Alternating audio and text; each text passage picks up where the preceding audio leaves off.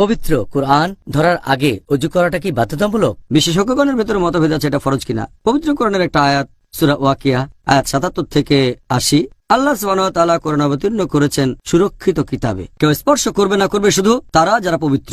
পবিত্র কোরআনের এই আয়াতের ভিত্তিতে অনেক মুসলিম মনে করে এটা ফরজ যে অজু করতেই হবে পবিত্র কোরআন ধরার আগে। তবে যদি পড়েন নুজুলে কোরআন আর যদি ইবনে কাসিরের তাফসির পড়েন, তিনি বলেছেন আয়াতটা নাজিল হয়েছিল যখন লোকজন অভিযোগ করেছিল যে নবী মুহাম্মদ সাল্লাল্লাহু আলাইহি সাল্লাম এই কিতাব পেয়েছেন শয়তানের কাছ থেকে। আসলে এই আয়াতটা বলছে যে কোরআন কেউ স্পর্শ করবে না, এটা সেই কোরআনের কথা বলা হচ্ছে যেটা আছে লৌহে মাহফুজে। এটা কোরআনের মুসাফের কথা বলছে না। আর মুতাহারিন মানে শুধু শারীরিক পবিত্রতা নয় যে অজু থাকতে হবে, এর মানে শারীরিকভাবে পবিত্র হওয়ার পাশাপাশি তার মন আর আত্মাও পবিত্র হবে, যে একেবারে নিষ্পাপ, তার মানে ফেরেশতাগণ।